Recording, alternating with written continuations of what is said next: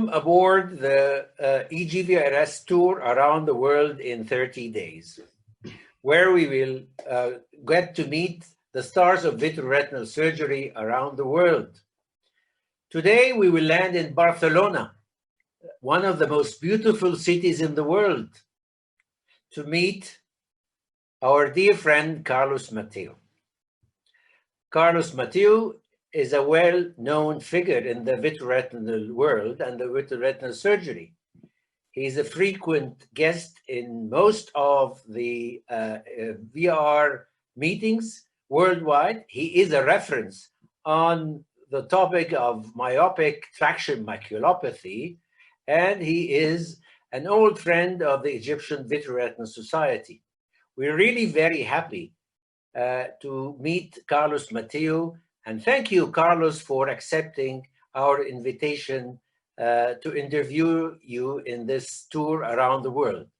It's me, he's me, who is very happy to be here. And really, I'm very honored to be in this place now talking with you. And I want to congratulate, the Egyptian Society, because, during pandemic area, time you have been so active in many meetings and a lot of information, and I want to congratulate you because you have been very active, very active, and congratulations for that.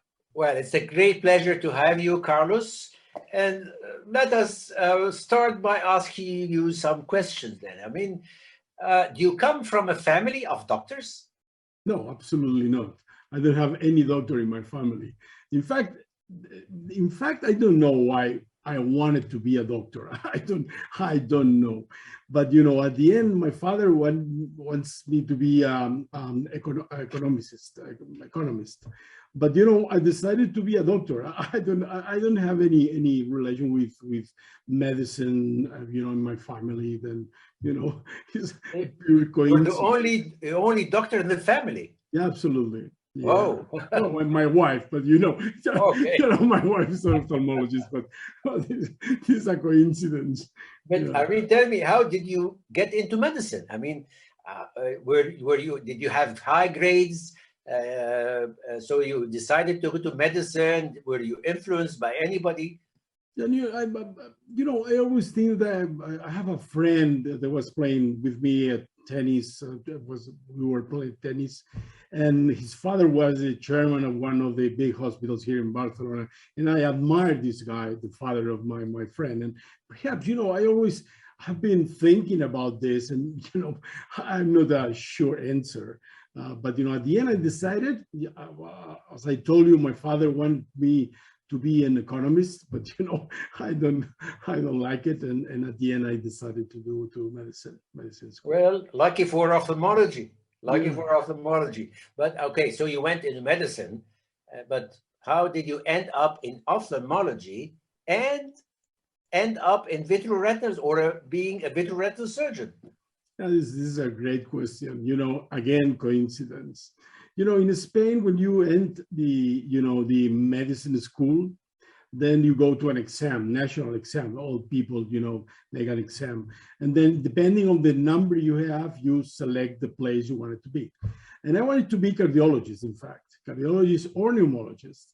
The father of my friend was pneumologist. And I want to be cardiologist. And I had a not bad number. I had a pretty good number.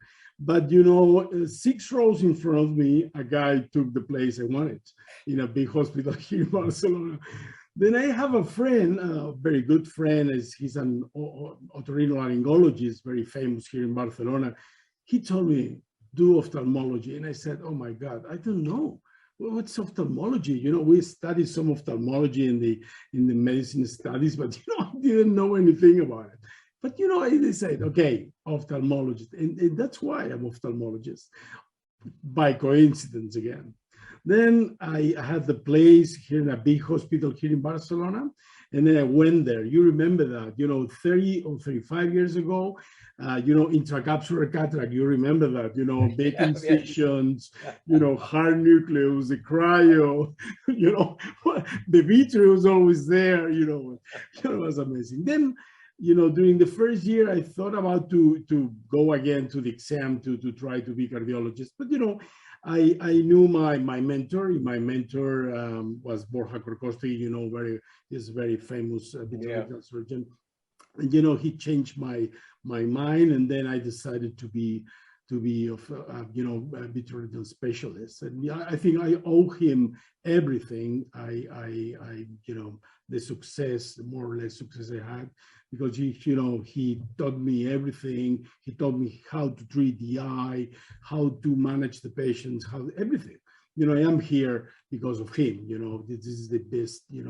My main mentor in this career. Well, this gets us to the question. I mean, yes, you mentioned that you had a mentor, but I mean, did you have many mentors as well? Well, Borja was a close friend of Stanley Chang, and Stanley, as a human being and as a vitreoretinal surgeon, he invented, I think, the two more important things in vitreoretinal surgery. You remember that, giant retinal break without perfluorocarbon liquids and without wide field systems. It was a total mess at that time.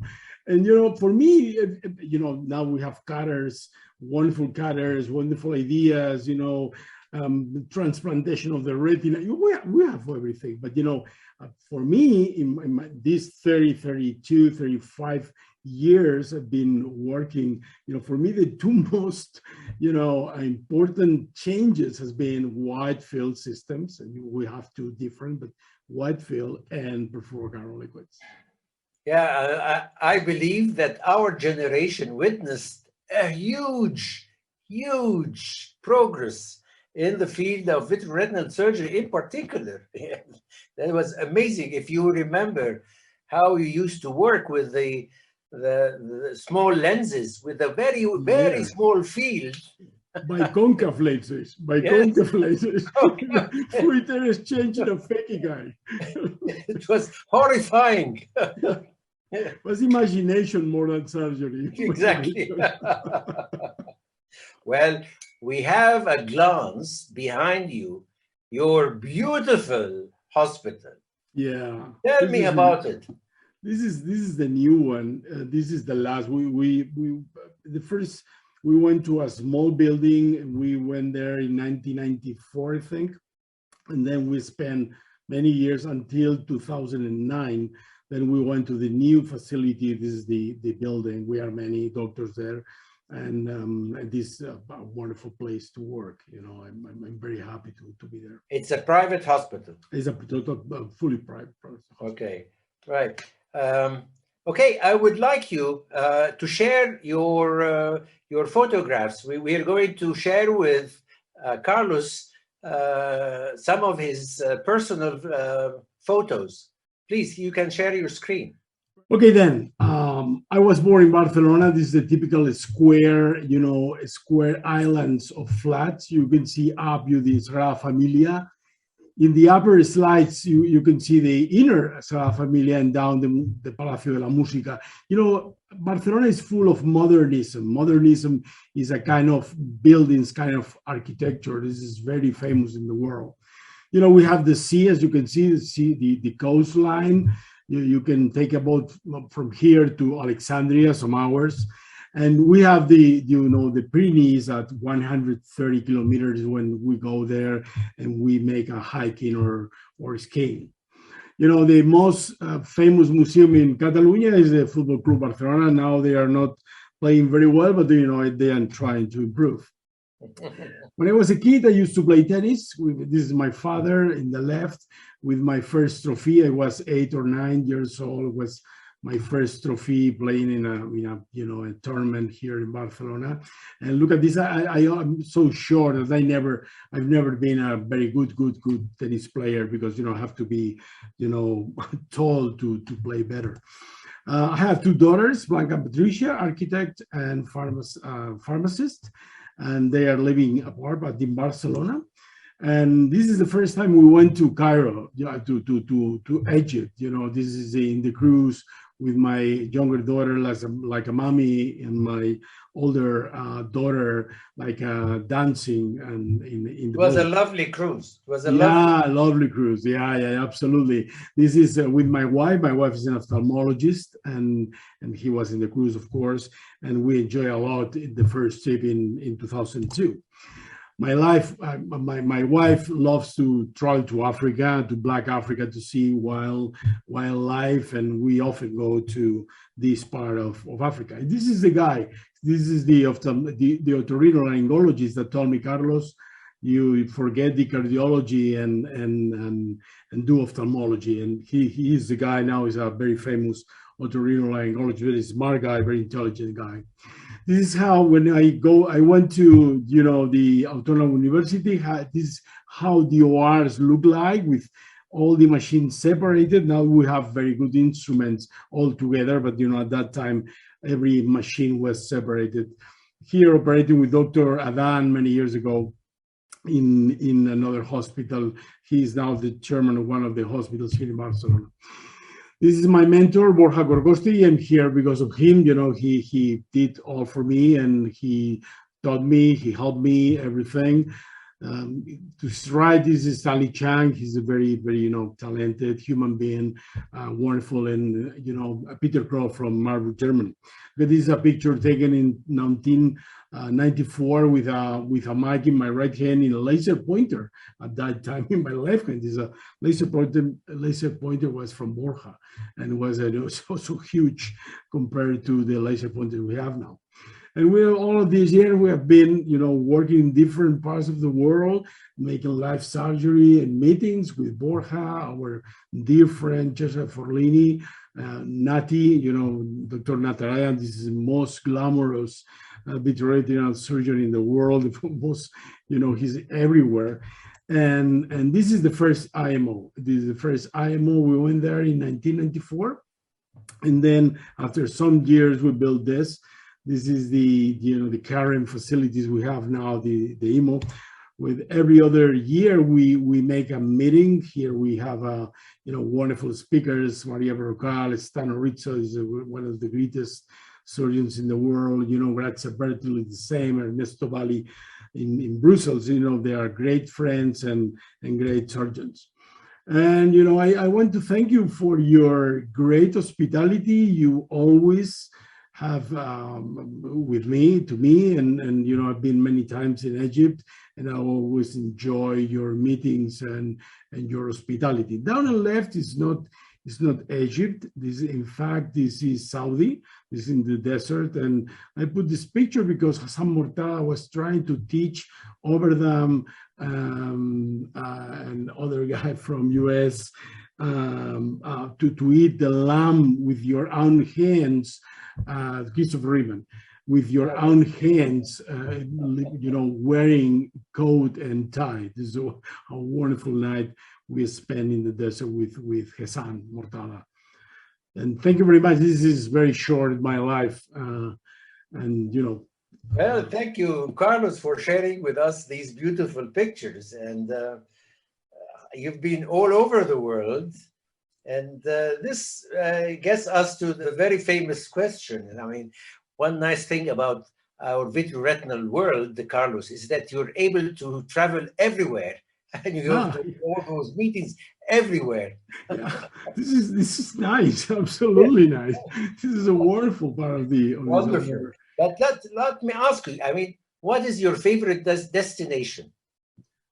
Well, my wife taught me how to love Africa, and Africa is something special for us. The night, the jungle, the sounds in the jungle, the lions, and you see the fire, the cold. It's amazing. We have been trying to Zambia, Tanzania, and different places, and has been great. I think next year we'll have to come back. Yeah, I must agree with you. So you've been to the Serengeti? Sure. Beautiful. Sure. And Ngorongoro, probably. Yeah, absolutely lovely, beautiful. Lovely. You have to try the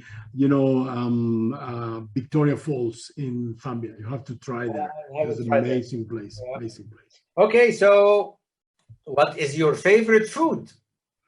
Oh, well, I don't eat too much fruit, but the apples is the more healthy fruit I eat. And strawberries and apples, I think. They are the most fruit I eat. What about tacos and paella? Well, paella is very famous from the down to the southern corner of Spain. But in Barcelona they make a good rice. There are different kind of rices here in Spain. The food in Spain is wonderful. Let me tell you, the spirits are wonderful also, and paella is one of them. But they make different kind of rices and wonderful in all of Spain. You can eat in the north and south. The food in Spain is really, really, really, really, Right. really nice. One last question, Carlos. I mean, you're into private practice now. Since how long? I quit the national health system in 2000. I have one patient that I continue visiting her, and he always tell me the same. I was the last patient you operate in the national health system. He always remind me that. It was in 2000. This is 22 years ago. Are you happy? Are you happy going private? Absolutely. I couldn't made it, I'm working in both places. It's a crazy life. Well, thank you very much, Carlos. Now we know Carlos Mateo and a lot of his private life, not everything, but we have known enough. And now we take a pause and we'll join you in a minute with the scientific part.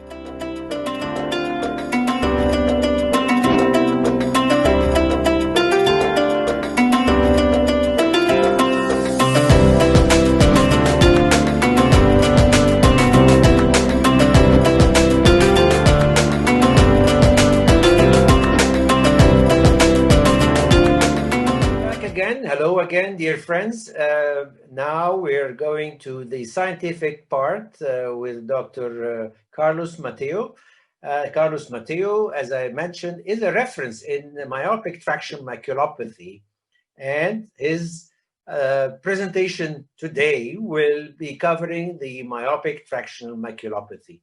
Dr. Mateo, please go ahead.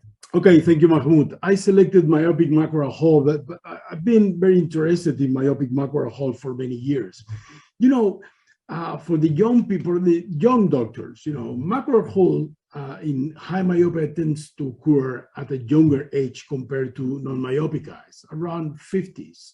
And in many cases, these macular holes are difficult to be seen by a microscopy. And I always say that OCT is mandatory. Look at this patient. Even if the patient has visual acuity, look at this 20/20 vision. 5 years later, the patient complained a little bit decreased vision. 20/25, no metamorphopsia. And this patient with the OCT will discover a macular hole. The big problem in these patients is that the surgical is, a stain to remove first the posterior hyaloid. This is a very important thing, to distinguish between the posterior hyaloid and the tractions, for example, the internal limiting membrane that are over the retina. Look at this. This is the posterior hyaloid. This is very elastic.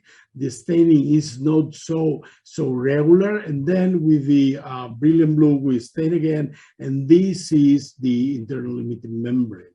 We improve a lot with all of this knowledge when we learn how to decide, how to compare the posterior hyaloid and some tissue that appears over the retina compared to the internal limiting membrane. Look at this. This is after the surgery. You have to know that you have to pay attention to the retinal surface. Look at this. This is a lamellar macular hole that in high myopia, not that unfrequently comes to full thickness macular hole. You can see this double line over the borders of the hole. This tissue that was described by Parolini, and then Rick Spade also has written about it. This tissue is very difficult to stain. Look at this. This is a patient that has been operated before once, and the doctor told me, I'm sure I remove everything. And I said, okay, then you didn't, because you can see here there is a tissue over the inner part of the retina. Look at this. The problem of this tissue is does not stain. You don't see it. You stain with brilliant blue or whatever, you don't stain. And this tissue is very fluffy. It's very difficult to remove with the forceps. Then I always suggest to use the flexible loop. I don't have any personal interest in that. And after this, you stain and you see the internal limiting membrane. Don't rely in only one cut. Many doctors send me pictures like this and say, okay, what's your opinion about this? And I say, okay, with only one cut, it's very difficult. Look at this. This is a patient with a foveal detachment. Is that true? No, it's not true. This is a patient with a macro hole. Visual acuity is 20/25. And this is a full thickness macro hole. There is no chance that this macro hole closes. I never saw it, closes spontaneously. We know the importance of these holes. The importance is that some of these holes may evolve to retinal detachment. For example, this case, the patient didn't want to be operated and she developed a full thickness macro hole in 4 years. There are two different macro holes, more frequent macro holes without disguises. We know that longer axial length, you have more risk of failure, and the visual prognosis is worse than the macro holes with disguises. Macro hole with disguise was described by Curentano in 2006, and we learned many things about these difficult macro holes. I think that one thing that changed the results in macro hole surgery in high myopia is the inverted flap that was described by Sofia Michalewska and Jerzy Narocki. And after his original study, many people have done different ways to do these inverted flaps, up and down, temporal to net cell, as Narocki and Michalewska do it, or envelope as Hassan Mortada like it, or for example, retracting door as Tamer Mahmoud described, or, ILM peeling up and down as Remzi Apki loves to do it. Different ways to close the macro hole. And we have improved a lot, in the results of macro hole closure, macro hole without disguises. And look at these are 3 papers. We published one of them. And in all series, the closure rate was so high. And the mean final visual acuity was similar in the 3 series as 2050, But the most important thing for me is try to find the holes before the patient arrives to 2050 vision, patients with, 2032 or something like this, because at the end, the visual prognosis is better. I use the up and down, because my patients leave the OR walking, then I aspirate, put the flap over the retina, and I aspirate in the inferior part of the retina, and the flap tends to go with the laminar flow, tends to cover the macro hole. I'm worried about 2 important things. One was described by the group of Ono Matsui, and she described how, in patients that are treated because of macro-attraction maculopathy, they develop atrophy in the central macula after the surgery. It needs around 11%. This is a, impressive thing. And it depends what is the indication. For example, in patients with macroretinoschisis, the development of this atrophy is 3.3%, foveal detachment 4.4%, and full thickness macro hole is 13.2%. And this is, this is so large number of patients, and macro hole retinal detachment arrives to 30%. Look at this, 3 patients of mine, pre-op, 2 years, and at the end, this atrophy in the center. We don't know if it's the dye, if this is the inverted flap, what is what causes this, but you can see this, and this can ruin the visual prognosis of these patients. The second thing that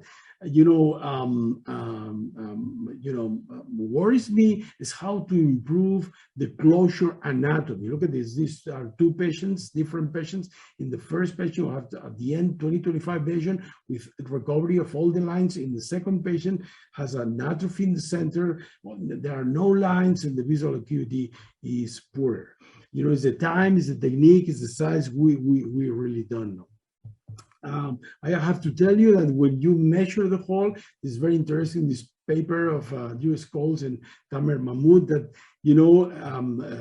teach us that you measure a size, but in high myop, this macular hole may be bigger than you expected with the OCT. Then you have to calibrate exactly which is the size of the macular hole. Macular hole with disguises, the initial results were very poor. And then we published a series of 16 eyes using macular buckling. Let me tell you, we have pretty good results. 100% of macular hole closure and 81% of the patients improve vision. We also published how to put a light in the indenting platform to see where the buckle was. But many surgeons in Egypt and around the world told me, you don't need to use macular buckles to try to deal with these holes. And in 2017, I started to do it without macular buckles, and I built a continuous series of cases. The very first case up and left, failed. In fact, and I had to do a macular buckle in the first case, but in the remaining cases, up to 14 cases, all the macular holes were closed only with vitrectomy. Then I stopped to do a macular buckle for these kind of eyes with disguises.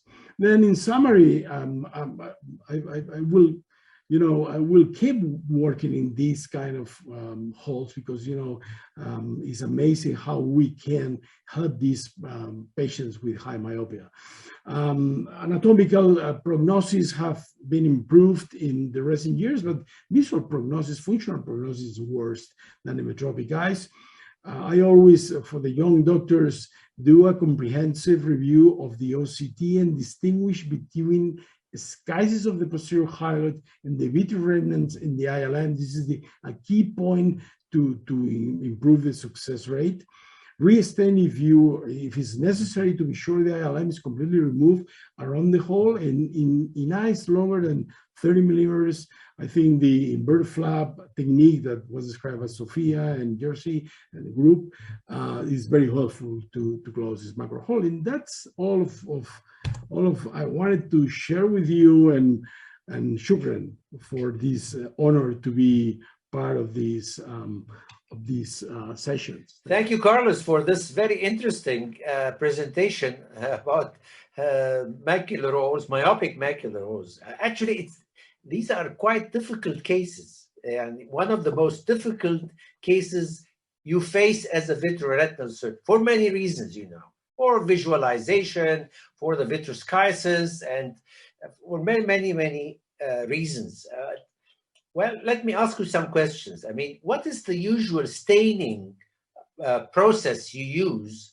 Because they need several staining, as you mentioned, and several types of staining. Yeah, the first thing I do is vitrectomy. Many surgeons, they use triamcinolone. I never use it. I'm so sorry for that, but many I see in all meetings, but I don't use it because at the end some granules of triamcinolone rest in the macular area, and then when I grasp with the forceps, they become sticky to the forceps, and I don't like it. Then the thing I do is I stain with brilliant blue, and I stain once, and I try to see if there is anything over the retina. If there is nothing, no staining, then I try with the flexible loop, and I very soft. You have to be very soft with this. I don't recommend the Thanos scraper. I'm so sorry for that because it's too pressure on the retina. But with the flexible loop is so great. And then I see some tissue, and then I continue. I stain again, and then many times I see where is the interlimited membrane. But some cases you can stain twice or three times just to be sure that you remove the ILM. Another question, which is again relevant, what viewing system are you using for those cases? Are you using the contact lens, concave contact lens, this particular step, or which of the viewing systems? Yeah, I use the wide field contact wide field system. With I invented a kind of thing that I don't need the nurse, but I have a very wide field. And then for peeling the ILM, I use a lens that the name is Macular Window. The problem with this lens is that you cannot record very well because this is so small visual field. But you see what the patient is thinking. Absolutely. The stereopsis is amazing. Then I agree. for me, it's very sure. You have a huge zoom. You see it perfect, and I think it's the best way. Very talented surgeons they do it with the wide field system. For me, it's almost impossible. I agree. I mean, the contrast is very difficult, and you need stereopsis. It's risky. Resolution. Absolutely. Right. Okay. So, what if you have a failure? I mean, you operated once, you made your flap, you inverted flap, and then, which happens, the macular hole is still open. Have you tried doing a retinal graft? Yeah. There are different techniques, right? The first technique is not very, very, very, very big. I use the ILM transplantation. I prefer to have a piece of ILM and put it over the hole. But I have pretty experience with the autologous retinal transplantation. Visual results for me are not so great. Visual results, you close the hole, you tell the patient, and perhaps you decrease the risk of retinal detachment because for a macular hole. But in my hands, I read the papers and wonderful surgeons and wonderful results. But in my hands, you close the hole. You don't do it as a primary procedure at all. No. There has to be a big hole. And I speak with the patient and nothing more. Yeah. Okay, let's go then to the macular buckles. It's a hot topic these days after many years of abundance of the macular buckles. So we seem to have difficulty obtaining the macular buckles. I mean, everywhere. There was the endobuckle, it's very difficult to get, and it's not available anymore, and so on. So what are the macular buckles are you using nowadays? Well, in fact, that with Faisal Fayyad, we have a meeting in Jordan in the 1st of June, and I'm preparing a topic is why I abandoned macular buckles. Then let me tell you that I started macular buckling in 2004, and after more than 370 macular buckles, I stopped it. Why? Because we learn a lot. We learn how to distinguish, as I mentioned, the posterior hyaloid, the schisis of the posterior hyaloid, the tissue over the retina, and then in the retinoschisis, I don't need it, and the second thing was in the macular hole with the retinoschisis. And now we're making a series of 14 cases, and all of them, except the first one, they closed. Then why to put a macular buckle? And the doubt is in the retinal detachment related to a macular hole. And here, I think as a secondary treatment, would be fine. As a primary treatment, I prefer to do inverted flap and all of these techniques. And if fails, then I would consider. I use the buckle of AJ Ellis in a Spanish company from the north of Spain. The buckle is perfect. It's 10 millimeters of indenting platform, is methacrylate, and it's not difficult to put it there. But again, I reduce a lot the use of macular buckles. I don't use in the schisis and no macular hole with schisis. Carlos, thank you very much. Thank you for accepting our invitation to interview you. It has been a real pleasure having you. And it's great to hear that we'll meet in Jordan in June. That would be very nice to see you again. And as you know, you're always most welcome to Egypt, and hope to see you soon in Egypt, inshallah. Thank you very much, Mahmoud. It's been great to be here, and thank you for your overwhelming to the society, to you, all of our friends in Egypt. Thank you for your overwhelming hospitality that they always show to me. And thank you very much for inviting me to be here. Thank you.